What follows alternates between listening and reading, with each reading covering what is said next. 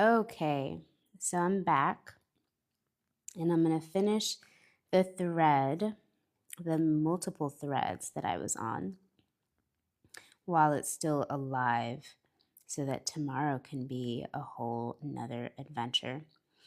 And I'm going to do it until my phone dies. And yeah, it's going to be a good journey.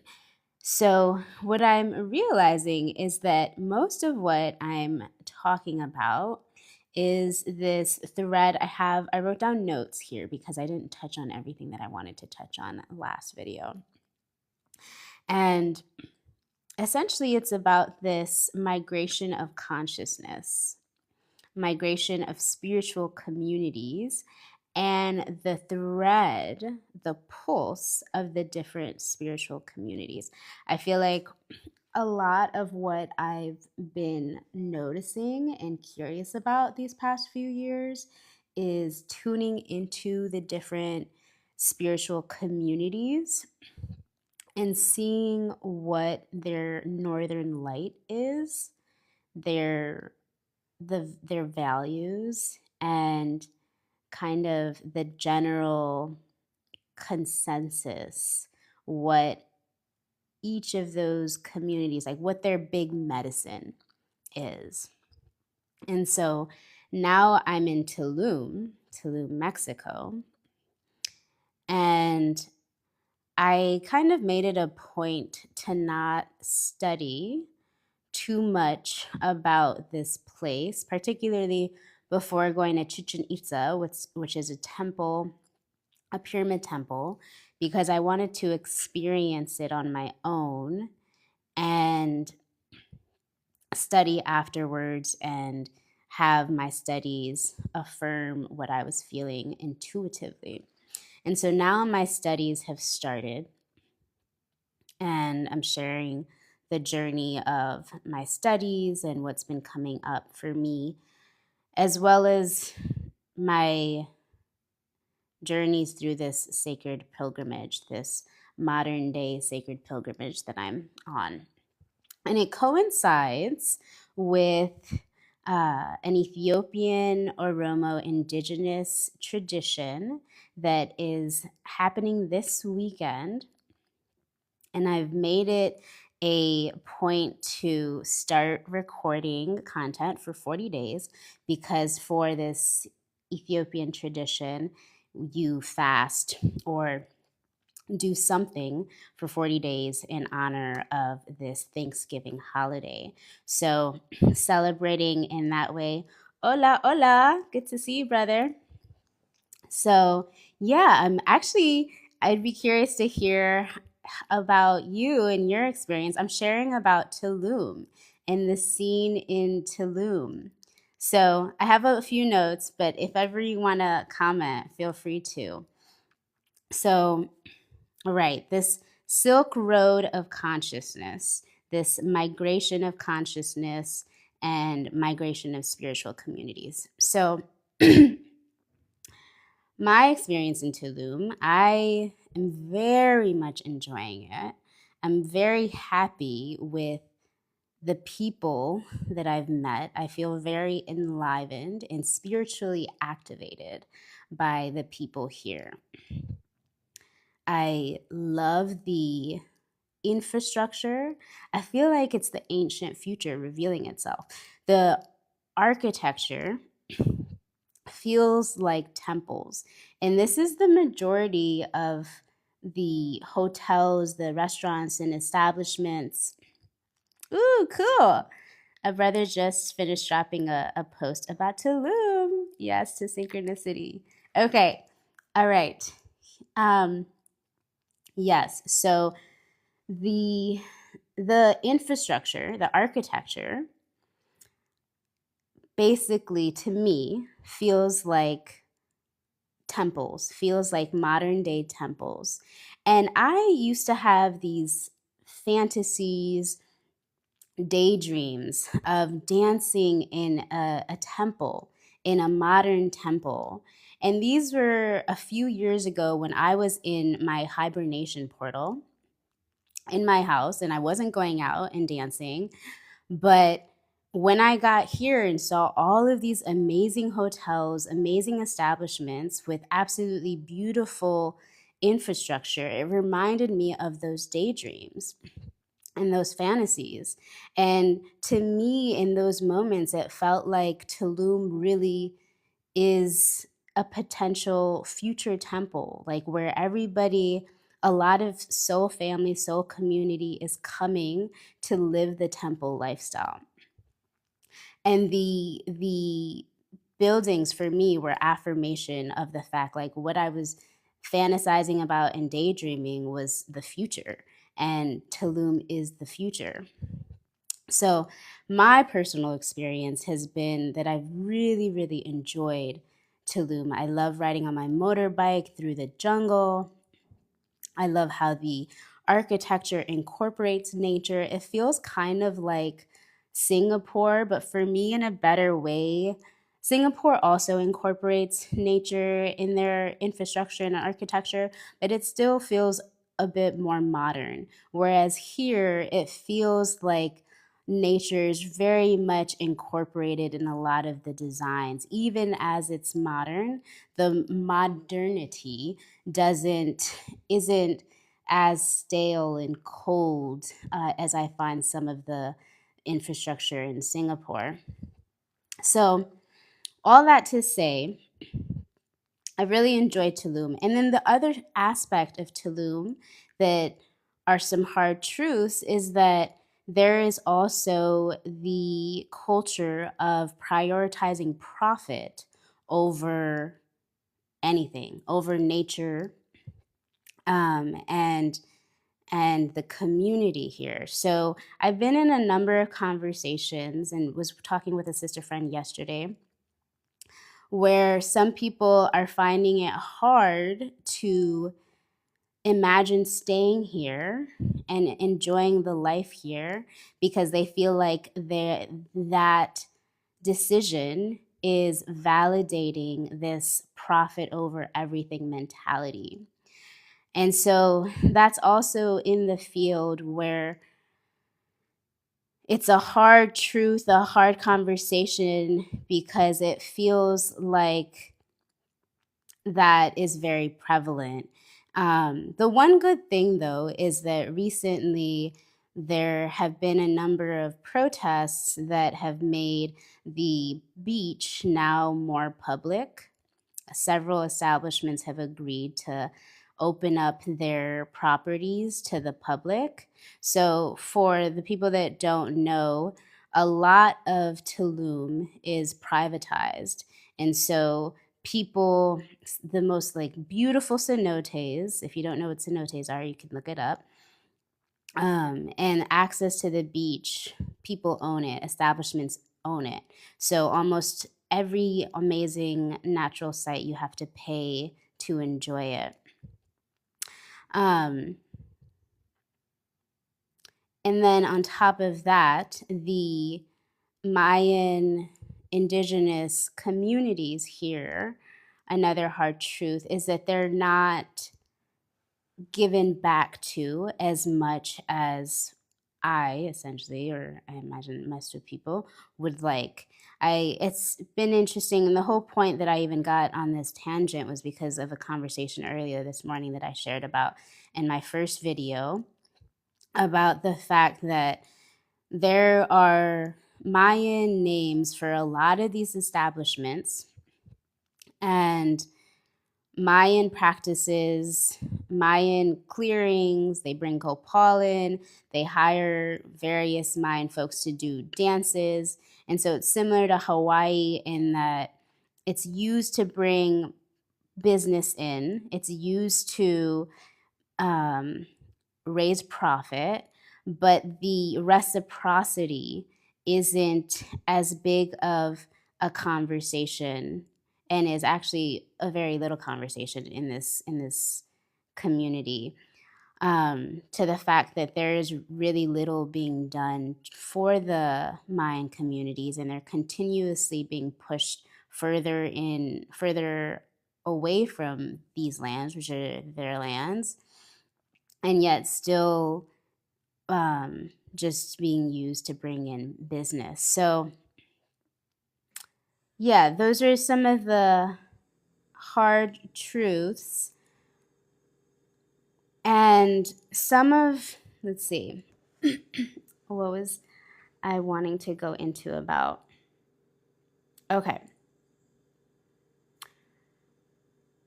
So, for a lot of people, I find that I connect to, because it's similar to my experience in Taos. And I feel like I see this thread in Taos, where Taos is also a very big spiritual hub.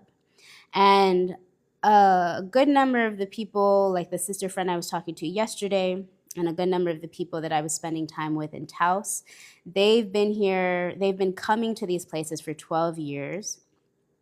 And they have had a lot of people, they have this idea that the place used to be, the place used to be much more than it is now. That the era has passed, essentially.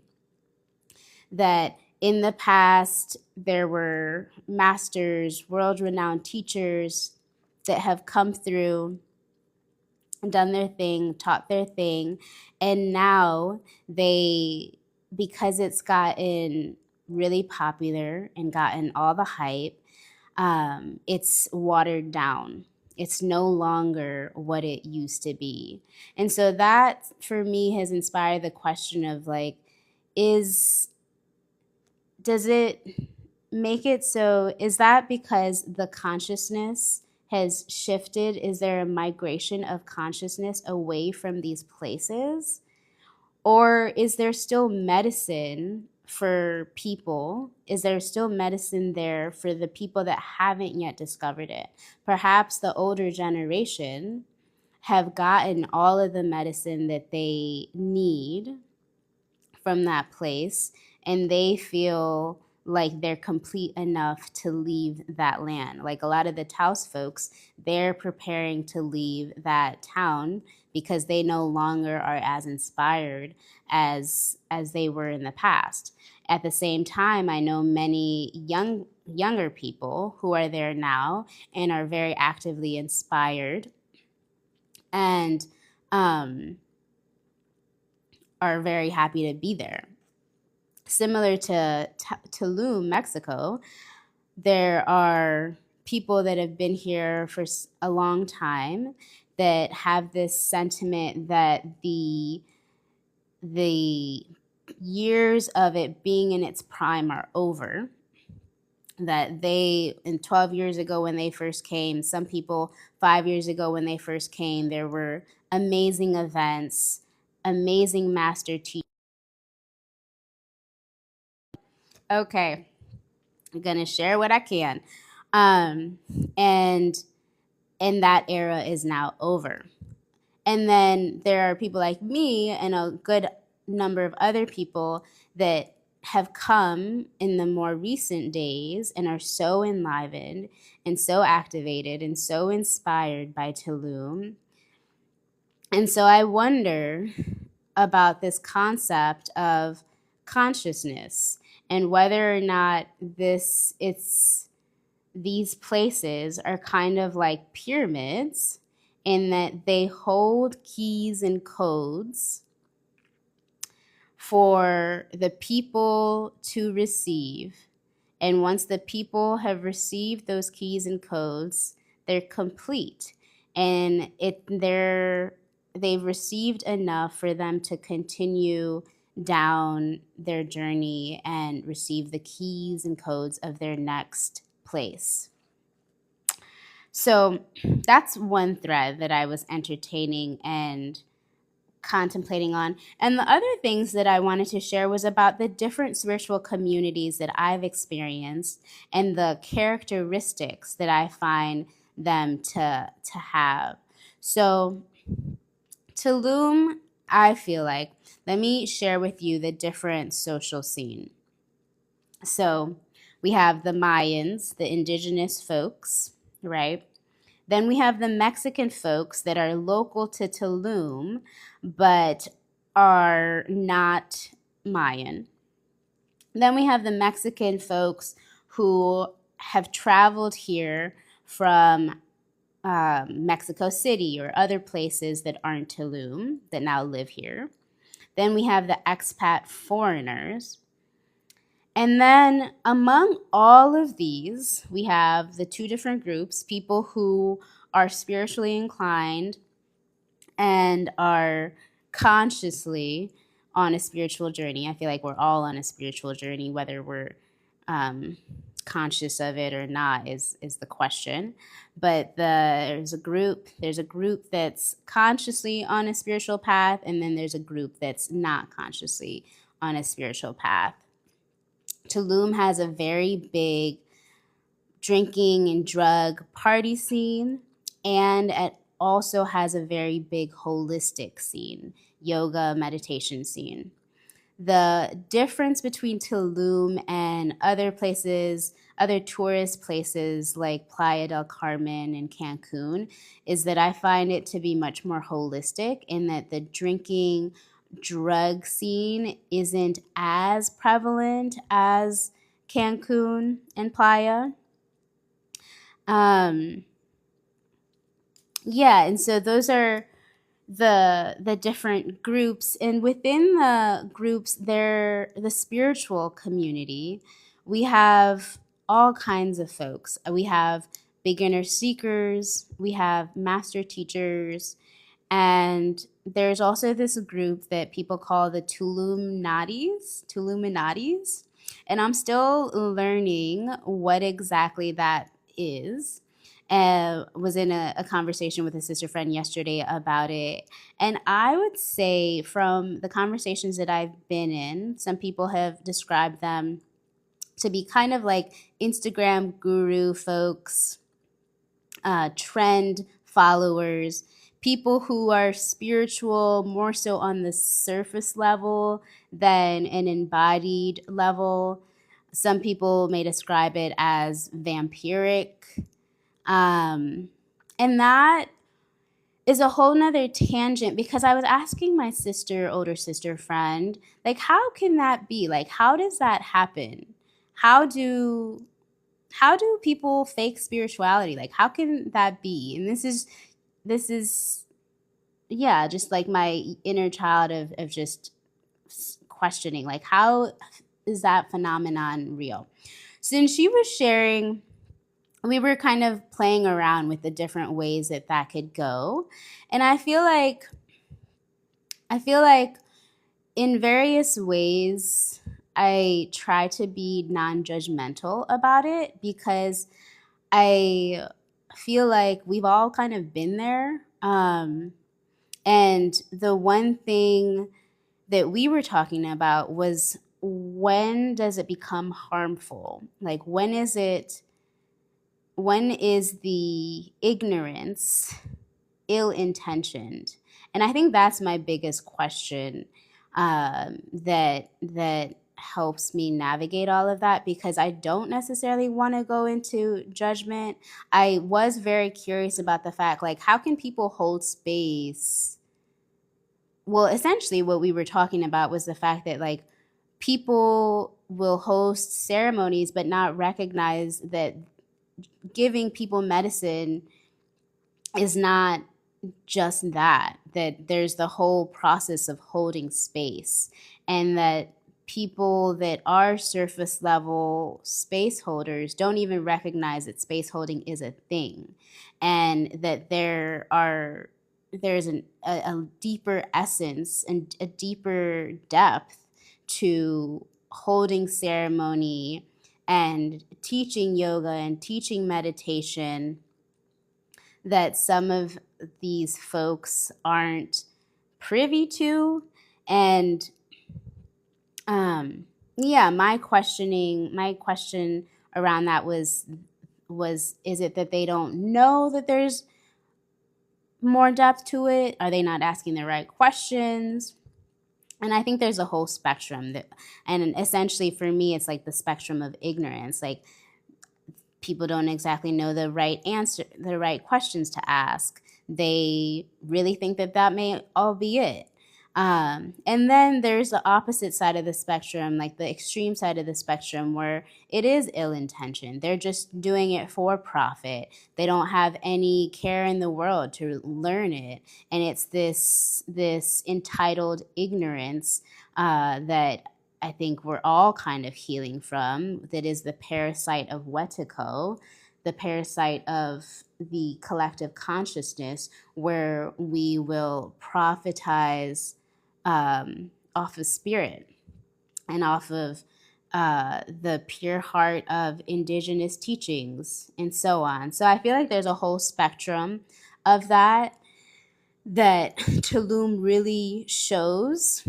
It's really prevalent here.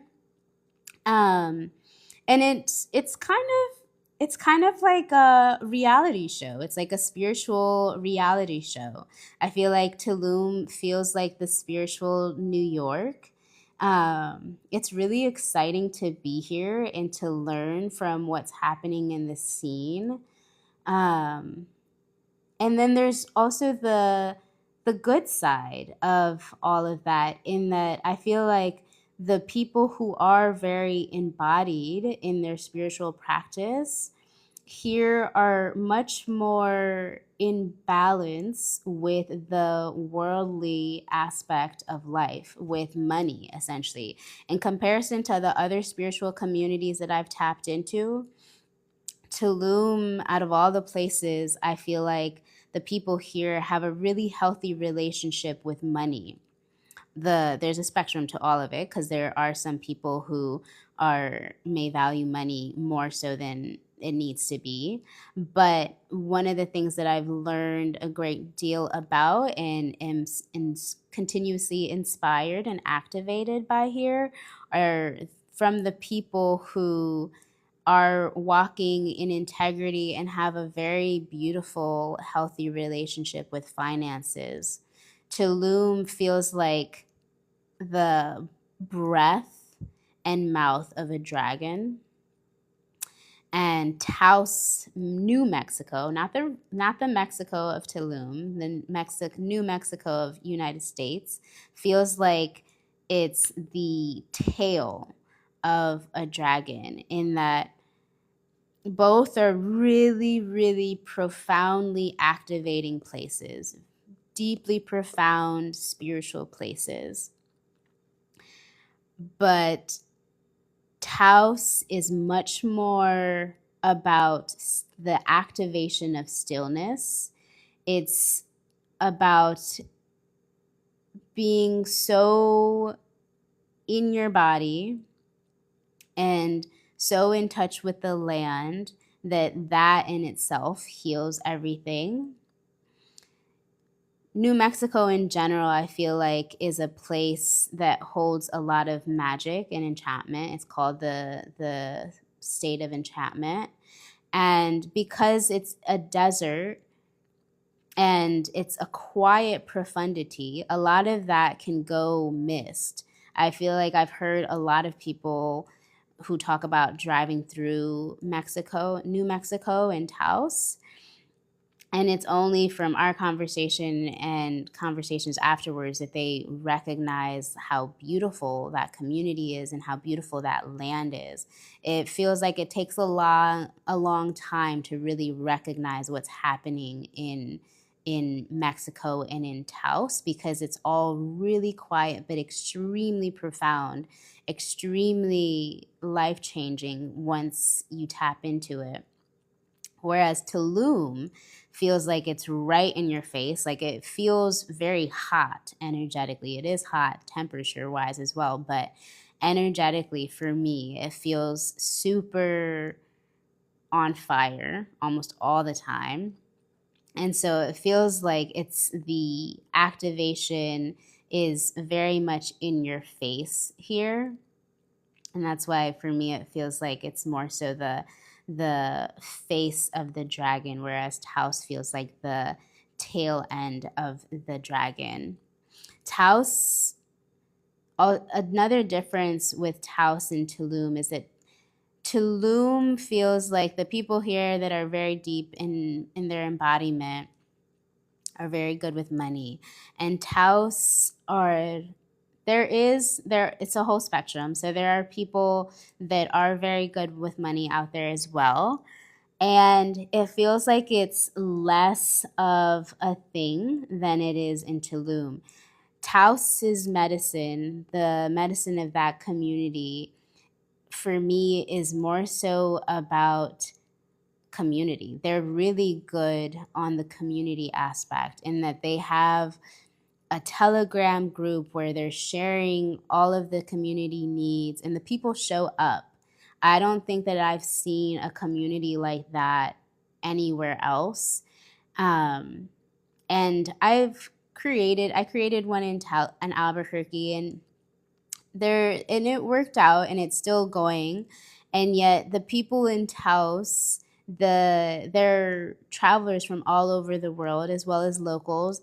It was much more ripe there in Taos. Like, people were much more willing to go out of their house to really show up for their neighbor. And I feel like out of all of the places that will survive the apocalypse as a community, like, Taos is one of them. So the big medicine, the big quality that I feel like they have is the gift of community and the wisdom that community holds. It's interesting because a sister friend and I were also talking about the comparison between Asheville's spiritual community and Taos's community. And we were talking about how Taos feels more vertical and Asheville feels more horizontal, in that people in Taos, they are focused on their individual embodiment, in that their spiritual walk, their spiritual practice is dedicated to individual embodiment, individual clearing and healing. And so they whereas Asheville, and the community aspect still applies, but the spiritual work, there's a tendency to be doing it on their own. Like, a lot of people will be in their hibernation portals. It's like a thing to be in their hibernation portals for some time. And friends completely understand when people go off the scene for some time, because they know that they're in their own work, deep work.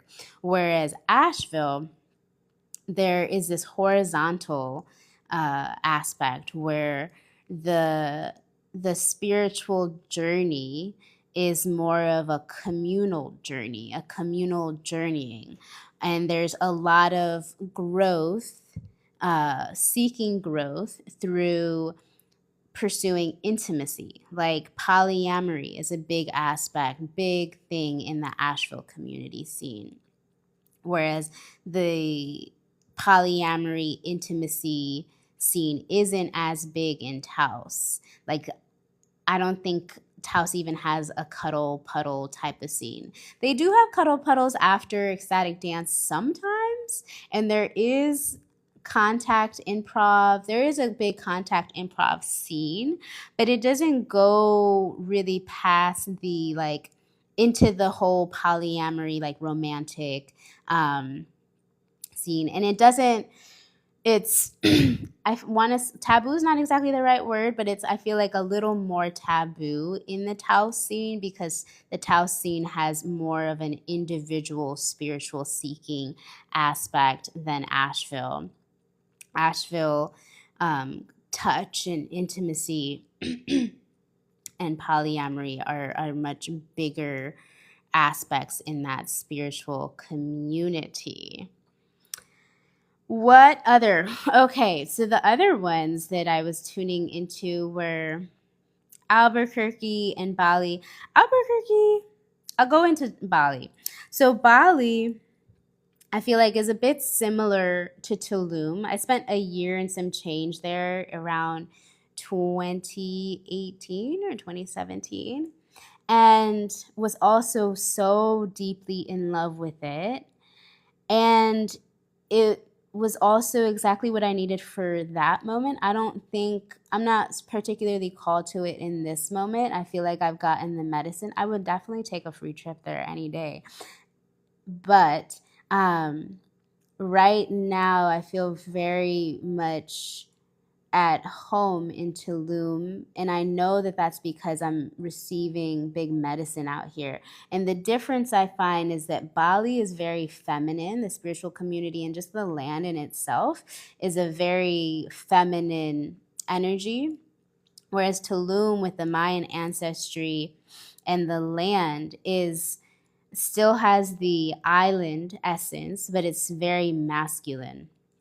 It's very activating, and it's action for me, action oriented, um, and transforming with the essence and energetic feeling that fire feels like. Whereas Bali for me was more so of a very beautiful, soft, nurturing place where I was there to heal in this cocoon of mother, cocoon of softness, a lot of softness. And you can kind of see that within the community there. There was a lot of people, I would say, and you can kind of see that within the community there. There was a lot of people, I would say the general scene, and like all of the what I'm saying, sharing about, there's a spectrum. There are outside cases, but the general scene I found to be very flowy, very feminine in nature, where time didn't exist. Time didn't exist. Time scheduling sessions was all very flowy. Whereas here, there have been times I so love and appreciate it. There have been times where some of the people that I've met, like, have literally talked about the importance of staying committed to a time, and about how they value my time, they value their time. And I really appreciate that because it's been a while. I feel like I've been in so many different spiritual communities, and a lot of the communities, even Taos, where time was just a very flowy thing. And we all understood that we might be like several hours late. And here in Tulum, I mean, there's like some people that are here in there with their flowy nature, but there have been a good amount of people that have been either profusely apologetic about the fact that they felt like it was potentially a threat, them disrespecting my time, or the times where I've been late and I've been humbled, and people have reminded me of how precious their time is. And I appreciate that because this is a whole new way of living this path of really honoring time and structure, and all of the beautiful aspects of the healthy masculine energetic principles of time, structure, knowing that you're on purpose, you have things to do, being in right and beautiful relationship with money so that your gifts can be shared and expressed. So let me see if there are any other things that I wanted to touch on.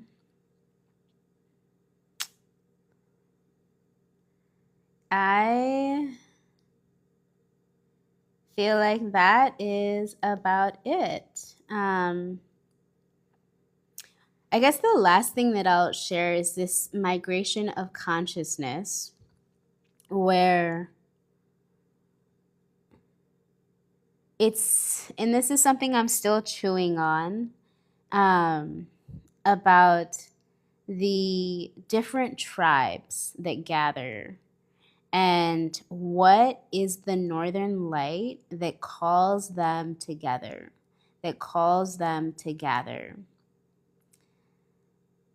I feel like Tulum has a very big potential to be the future meeting point for a lot of resident tribe folks. It feels like it has been that for a lot of people in these past few years. And it's interesting to see this migration of people similar to the migration of birds. And what is it that makes up that migration? Like when is that meeting, that communion complete? For example, Unison is an amazing festival in New Mexico, Colorado. It's on the border. Absolutely epic. Really beautiful soul family, soul tribe gather at Unison. And after Unison, particularly the first few years, there was a very big thread of people that would go to another gathering right afterwards. And you saw this kind of migration of consciousness, migration of soul family that went from Unison to this gathering. And for example, one of them I believe was like Celeste Festival. Another one was Tribal Vision.